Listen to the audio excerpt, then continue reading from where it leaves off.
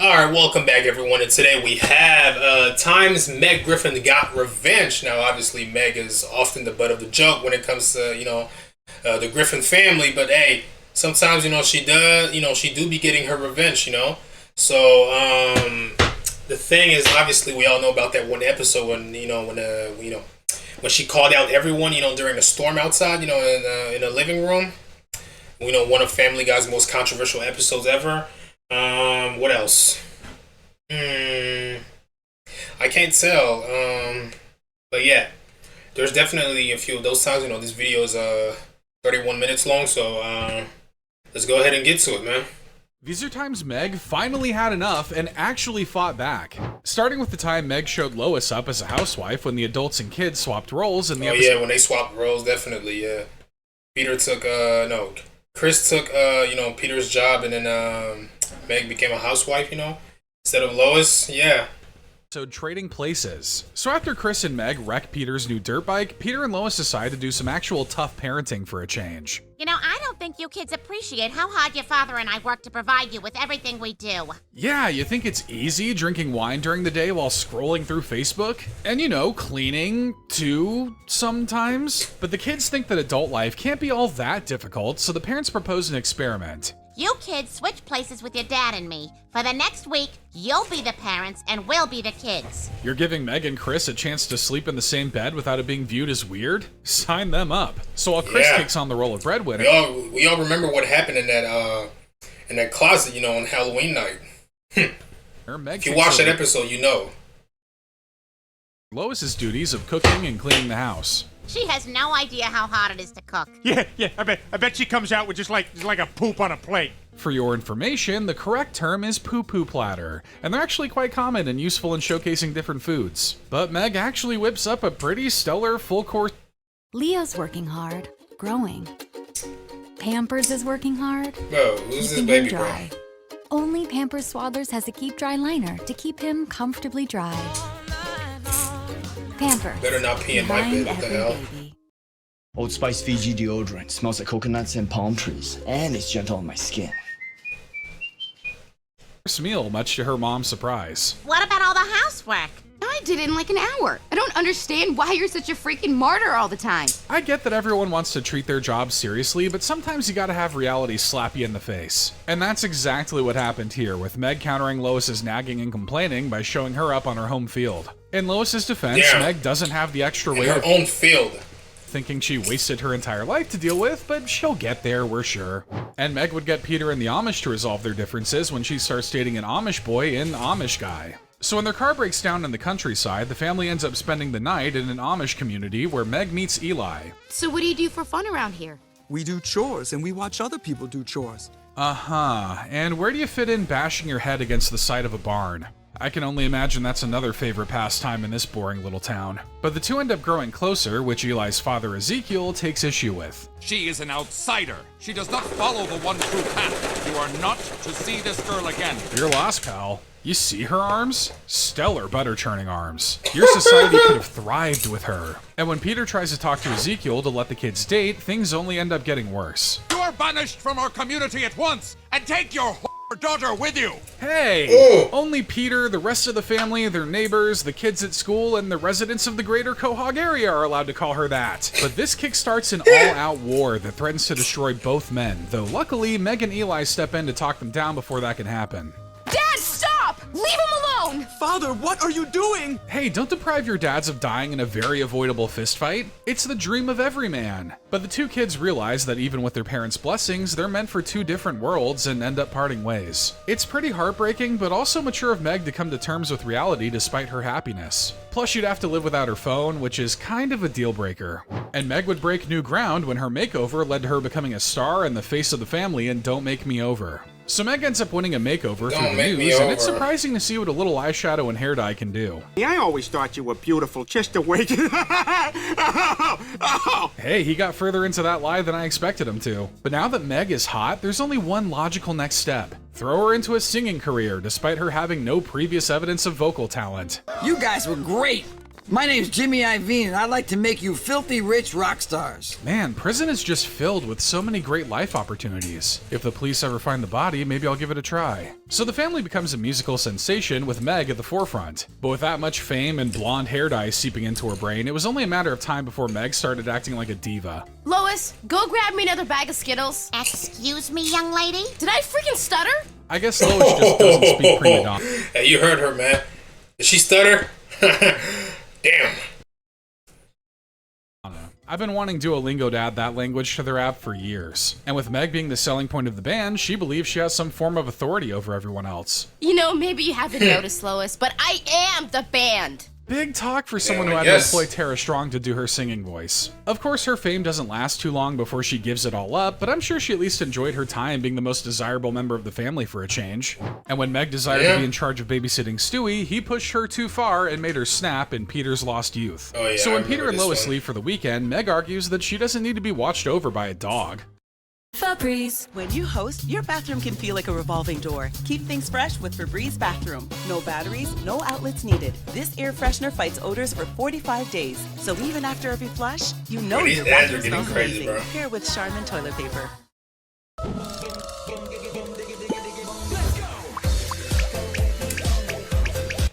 I'm in high school, and you're still putting the dog in charge? Believe me, Meg, you want me in charge. Yeah, I'm not too sure how well Meg would do on a multiverse journey or a trip through time. Then again, Brian doesn't do very good on those either. Maybe they should just Benadryl Stewie up until the parents get back. But they decide to give her a crack at it anyway. Hey, by the way, flush your retainer down the toilet. Okay, off to a good start. Stewie just wants to help with bath time. What a good little guy. But the more Meg tries to establish some form of leadership, the harder Stewie pushes back. And he's pushing in all sorts of places. How about this? I press my butt against the wall and duke on it. Ah yes, the chimpanzee style of defiance. A classic move. So if Meg wants to wrangle Stewie, she's gonna need to coat that fist with a little iron.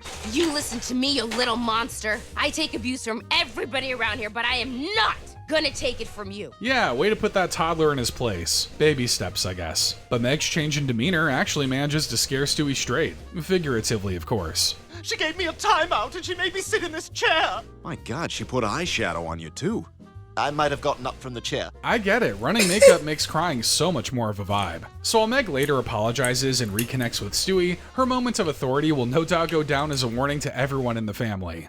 And maybe Lois should have heeded Meg's warning of backing off from trying to seduce the handyman and girlfriend, because then the guy would probably still be alive. So while Peter's out of town, the house is visited by the embodiment of if HGTV did CrossFit. So you just fill the hole with your cock?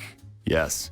It's very thick. Just goes to show that if you throw a smooth jazz track over a home improvement show, it'll probably sound just softcore enough to make even HBO blush. But there's only one of him and two fiery women in this house. And since this isn't set in the Deep South, only one of them can have him. It's not happening, old lady. Meg, I'm warning you, if you don't back off, I will end you. You wouldn't hit a girl dressed as Uncle Sam, would you? I think that might be some sort of federal crime. So they both do their best to try and win Jamie over, but when their sabotage gets a little physical, the worst happens.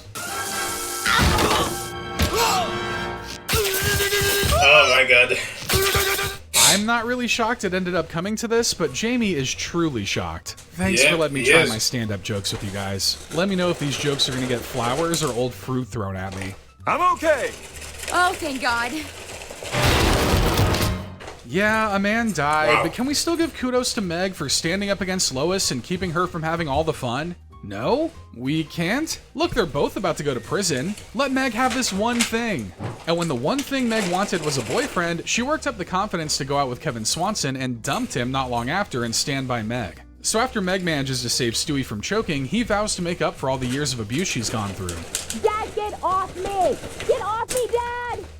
Hey, get off my sister! Turns out making up for all of that might just put a lot of blood on Stewie's hands. The list of people who have wronged Meg is just as long as the list of people that she knows. She deserves a better life than this, Brian. And you know what? I'm going to give it to her. But after failing to make her a star school actress, Stewie realizes that the one thing Meg really wants is a boyfriend. Look, he's trying his best, but he's no miracle worker. Yes, there's literally no one in town sad and desperate enough to date my sister. But what about her old crush Kevin Swanson? Well, when he's done with that public gasoline bath, he might be interested. Well, this could be a chance for you to help someone else who maybe feels as bad inside as you do. Ah, yes, the unpopular teenage girl and the PTSD-stricken war veteran. Quite similar backgrounds. But he agrees to go through with it, giving Meg what she always wanted. He's a psycho. I dumped his ass. Kinda surprised that the date between the pot and the kettle didn't work out. But you know what? Good on Meg for not settling just because she's lonely. It takes some serious self-confidence to do that, so we gotta applaud her. She may be Kevin's 1000 reason why, but good for her anyway. And Meg would make good for herself by fooling everyone and escaping mountains of debt under a different persona in Con Heiress. So Brian and Stewie are vying for the favor of a wealthy elderly woman, hoping to get a chunk of her change when she finally kicks the bucket. Her 95-year-old husband is still hanging on by a thread. I can't make a move until he dies, which hopefully is any day now. Hey, that's no way to view the elderly. Without them, who's gonna call you to ask what HDMI means? They're just here to make us feel a little bit better about ourselves. But it turns out that Brian and Stewie aren't the only ones pining after her money. Quagmire? No. Quagmire! That's what I said. He's just been so in character that he convinced himself he was deaf. So with all these competing parties involved, the three of them decide to team up to increase their odds of getting some money. I'll split the estate with you two. But unless you're prepared to kill her, get the hell out! Well, she does wind up dead, which means now they have access to everything she had. Which turns out to be the biggest, fattest load of nothing ever known. Miss Woolworth, etc., died owing $18 million. But wait, isn't this supposed to be a video about Meg? Well, dear viewers, it turns out she was the elderly woman all along. Yes, that's right. It was a Meg story. Honestly, this is less about her dunking on her family and instead dunking on all of us. She made us watch a Meg episode without knowing it was a Meg episode. We'd be mad if we weren't so darn impressed. And we're impressed by how far Meg would go to escape house arrest, taking her destiny into her own hands, and then there's fraud. So while Peter and Chris are up to some boring old main plot stuff, Meg walks by and catches the attention of Peter. Hey, Meg, sweetie, where's your hallway buddy? Dad, I'm fine. So many questions. What caused her to need a hallway buddy? Is the hallway buddy more for her well-being or everyone else's? That's why we like you, Meg. So threateningly mysterious. And it's too bad we... Babies don't ever stop. And behind them is an unstoppable Pampers 360 diaper with up to 100% leak-proof fit. Because they're... Pampers, behind every baby. Now with new Easy Off tab. We don't get any answers to those questions. In fact, we only get more questions. Guys, I just found Meg's ankle bracelet. So? Her foot's still in it. Now see, if more Meg episodes were like this, we think a lot more people would be interested in watching. So we don't really know what she's up to, but we gotta commend her for taking life by the reins and going where she wants to, no matter what man or nature says to her. Hey, Meg! Where's your crate buddy? And after getting fired from her job, Meg has enough self-respect to refuse to return when she's offered her job back in Movin' Out Brian's song. So Carl notices Meg's organizational skills and decides to offer her a job at the mini-mart. Hey, you want a job? What? Me? Here? Yes, sure. Easy there, slugger. It's a little market, not Hollywood. Though you're probably less likely to have your whole life destroyed here. She even manages to use her new position to land Chris a job, but it quickly becomes clear who Carl prefers. Chris, I need you to stack the boxes in the back for me. You know what, Meg? Why don't you do that? I mean, Meg is definitely the most burly of those three. But still, it's obvious that Carl is giving Chris special treatment when he gives him the role originally meant for her. Carl, this isn't fair. All right, then, you're fired. What? Man, this'll be a huge blemish on her resume. If she couldn't make it here, how's she gonna make it in the rough and tumble world of business? But eventually, Chris decides to be a good brother and asks for Meg's job back by refraining from discussing movies with Carl until he does. Well, if you hire Meg back, maybe I'll have an opinion. She's hired! She's hired! A sweet gesture, but Meg turns down the offer since she can't stand Carl. I really appreciate what you did for me, but I can't work for that guy anymore. He's a freak. That can be a hard thing to do when you're desperate for money. After all, it's better to be broke and jobless than slightly less broke with a job that makes you want to take 2 pencils to the eyeballs. But when Meg's skills take her all the way to the Olympics, she sacrifices her dreams in order to save her dad in Griffin Winter Games. So things start with a shock as Meg reveals she's competing in the finals for an Olympic biathlon qualifier. Since when was that a thing? The broccoli must die. All right, I'm off to train for the Olympics. Oh, so forever.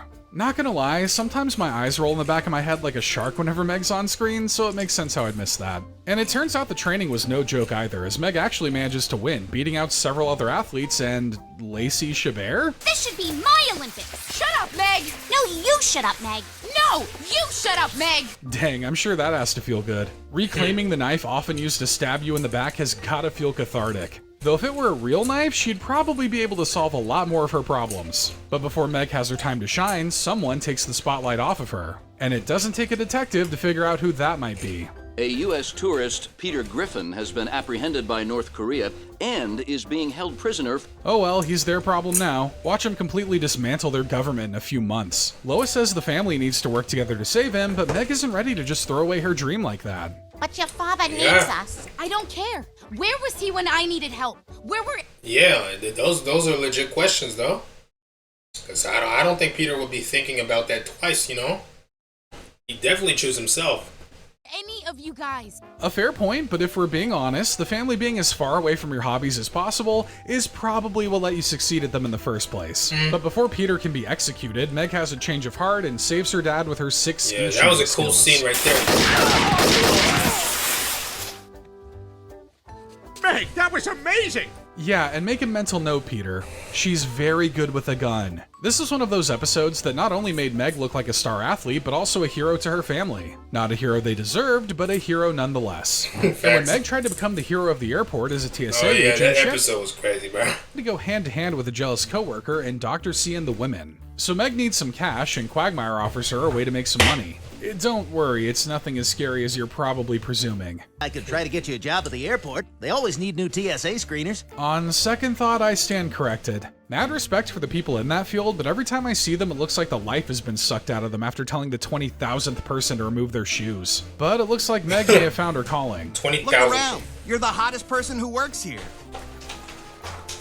Finally, Meg gets to have her day in the sun. And if someone comes through and sets off the metal detector, she'll get to have her day in them. Cavity search. That walk was so But not crazy, everybody's happy about the TSA's newest hot girl. Listen up, Meg. This TSA isn't sweaty enough for the two of us. That's probably true. The two of them look like they produce way more than the 3.4 ounces of liquid you're allowed. But when Marla decides to get violent, Meg has to fight back with whatever contraband she can get her hands on.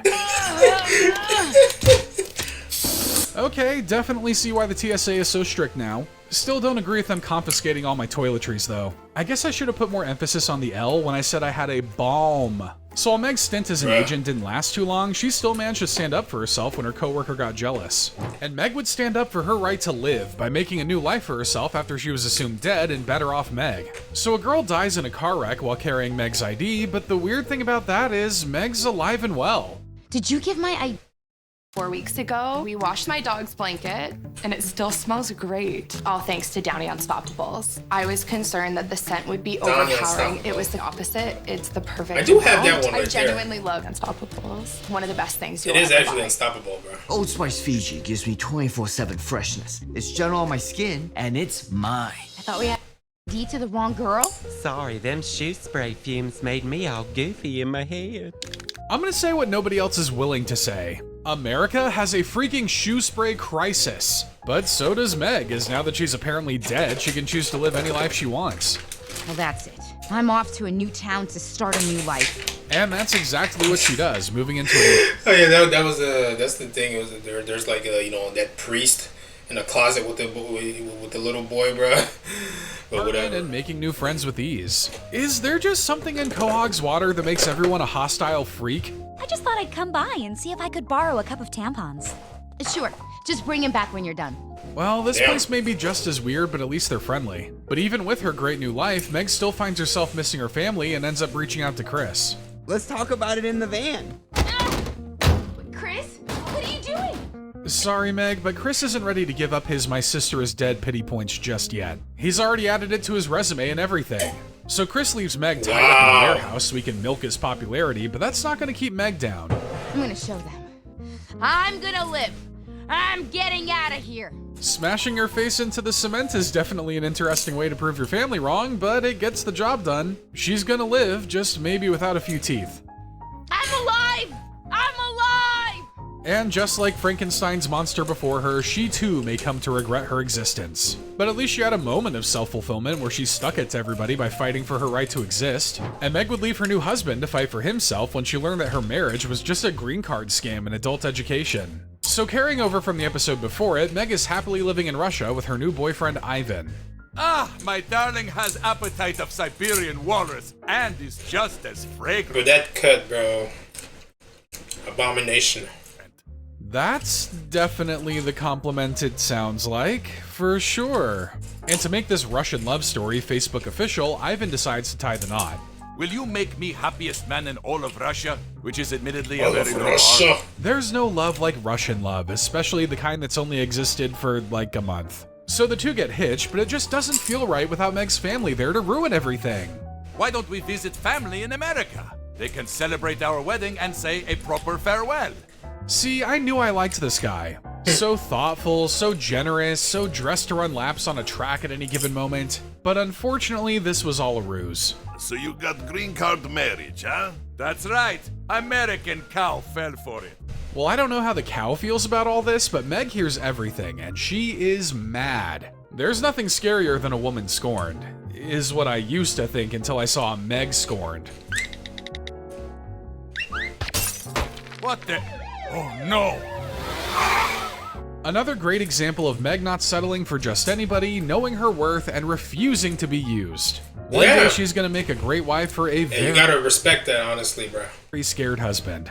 And Meg would scare Chris into doing what she says through blackmail, making her the dominant sibling and Chris cross. So Chris wants some new shoes and decides to steal money from Lois's purse, but he gets caught by Meg.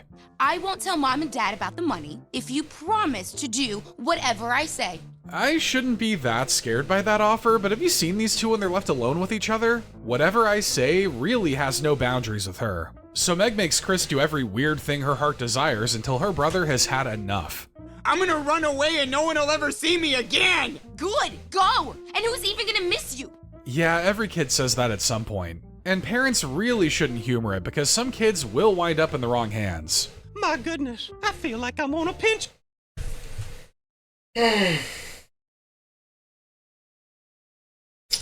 Of course, this one guy. Myself to see if I'm dreaming. Case in point. Luckily, this little union doesn't last long as Herbert quickly gets sick of him, leading Meg to finally apologize to her brother. I should have never blackmailed you. I'm really sorry, and I want you to come home. She was in the wrong, but we get why she did it. She's often the lowest on the totem pole and never really has any power over anybody else in the family. Chris just happened to be the one caught in the crossfire of this power trip. You gotta let a girl go a little mad with power. She's always caught in the crossfire, though. You know, he had to know how, what it feels like, but whatever. It's good for the skin and gallbladder. And Meg would go a little insane with Chris as the two teamed up to absolutely destroy their entire school that tries to shun them in the D in apartment 23. So after Brian makes a tasteless joke on Twitter, he ends up being ostracized by the entire town. Oh yeah, right along 3. Sorry, I'm white and went to college. Jesus jerk! I hope you get foot and mouth disease! It's one thing to wish disease on someone's feet or mouth, but both? You gotta let him keep at least one of them. And because Brian is now public enemy #1, so is anybody associated with him. Your dog wrote an insensitive tweet. You can't eat here. Uh-oh, Meg. It's a sensitivity mob. A mob who's pretty sensitive about hurtful words, but not all that sensitive to brutal violence. Ain't that just the way? Oh well, Meg and Chris would be happy to oblige them.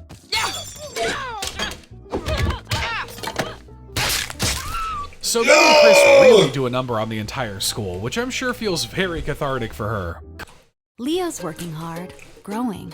Dude, I'm getting tired Pampers of these, is bro. working hard, keeping him dry. Only Pampers Swaddlers has Getting a tired of liner these, bro. to keep him comfortably dry.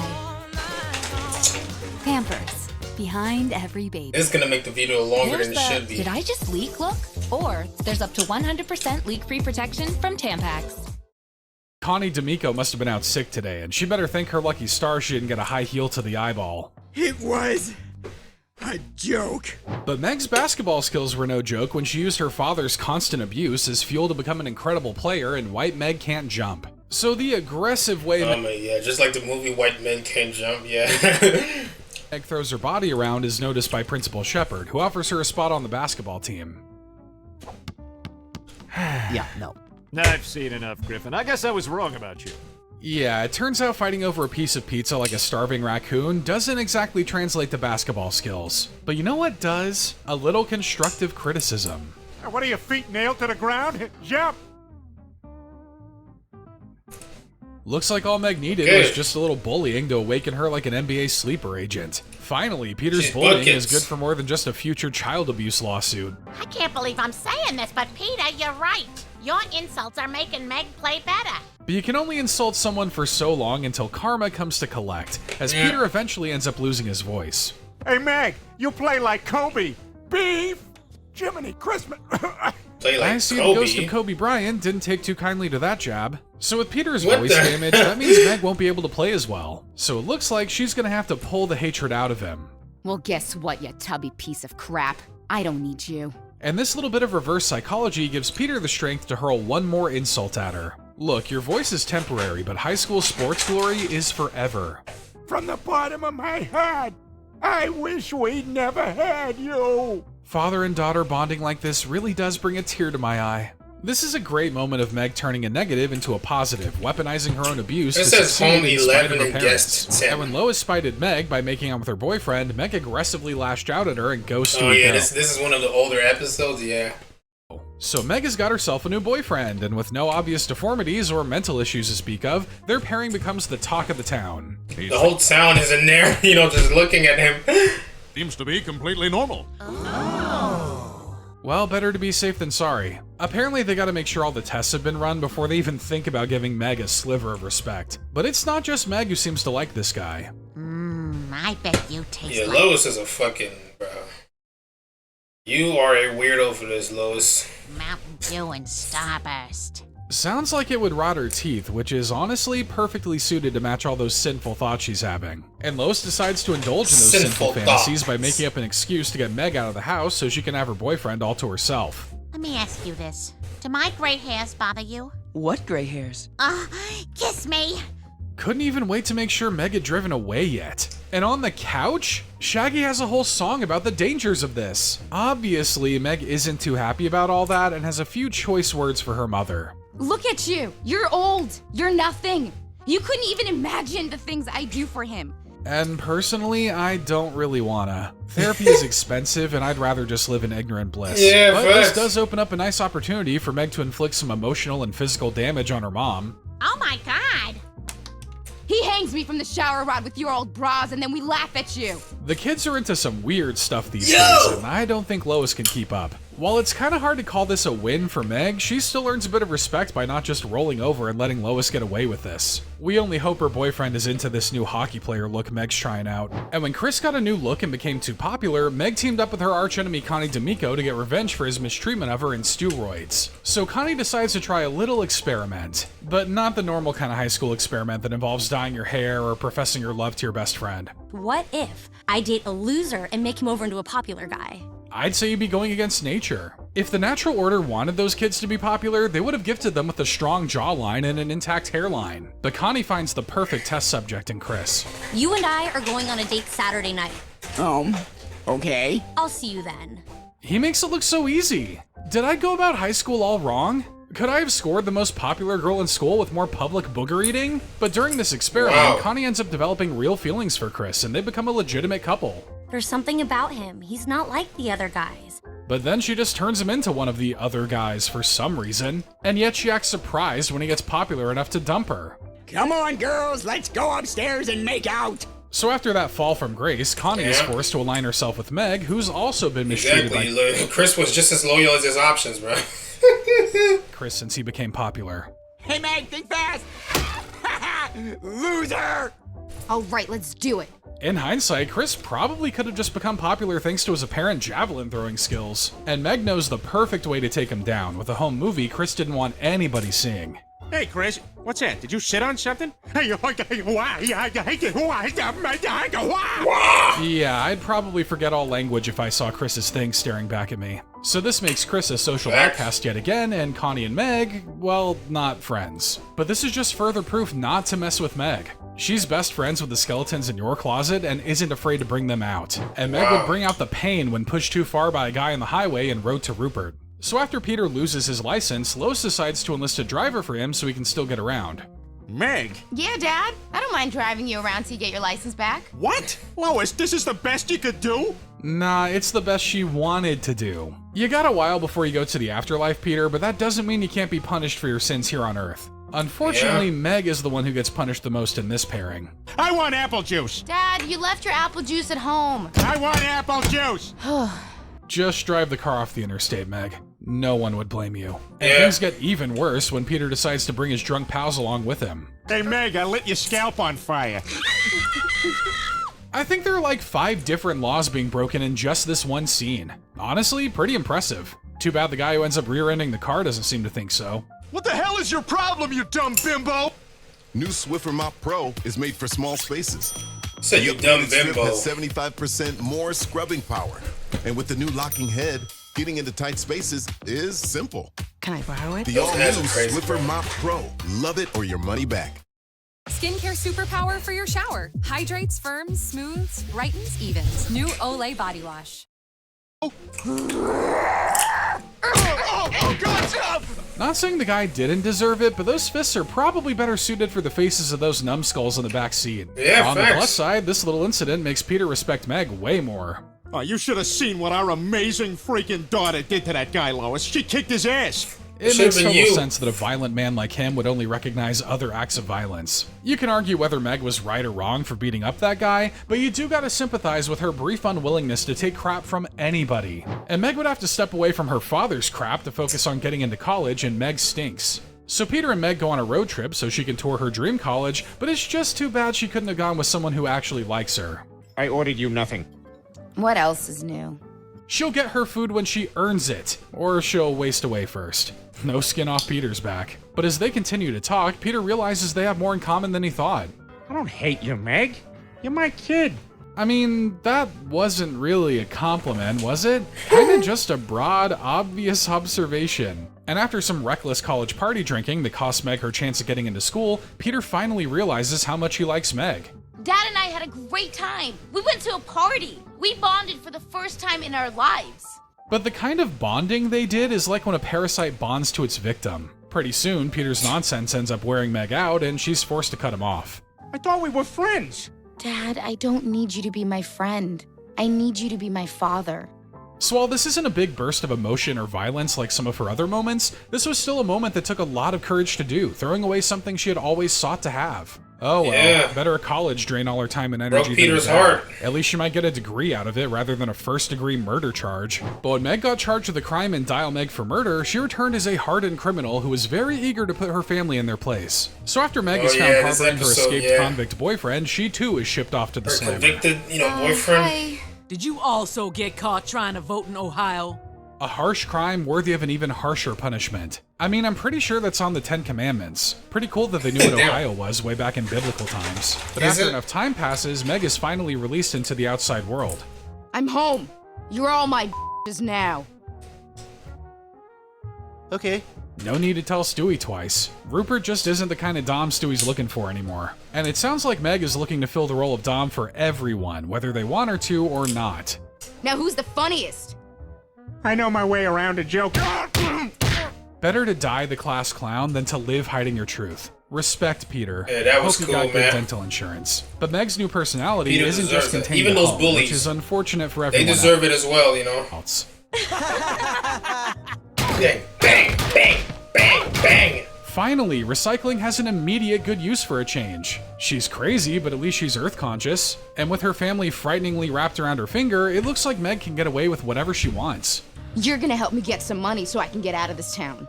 A little travel would be good for her, just not to Ohio. If you can't even vote there, I doubt they'll be too kind to whatever all this is. Brian does manage to talk some sense into her by the end, but this was still one of the first times Meg actually got to pay her family back for years of mistreatment. Yeah. That's just the power of getting a tribal tattoo. You can go from nerd to warrior in a matter of hours. And of course, no list of Meg standing up for herself would be complete without Seahorse Seashell Party, where Meg verbally eviscerated everyone in the family who had finally this episode, yeah.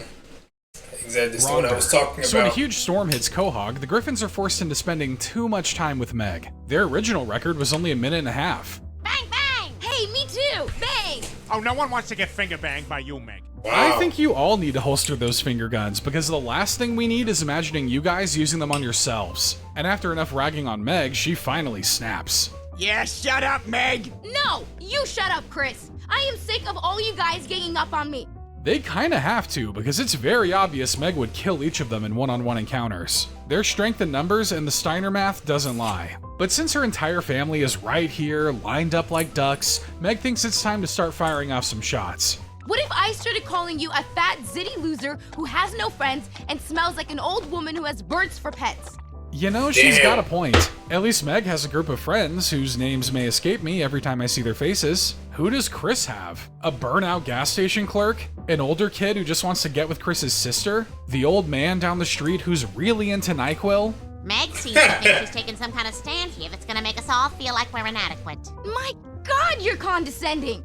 And Lois isn't safe from Meg's roasting either, as she calls her out for being a failure of a mother. Not only are you not the perfect mother, you're the furthest thing from. Yeah, she's floating somewhere on the spectrum of Louise Turpin. And it turns out that being critical of Lois's treatment of Meg hurts her feelings. Imagine that. You're right, I'm a terrible mother.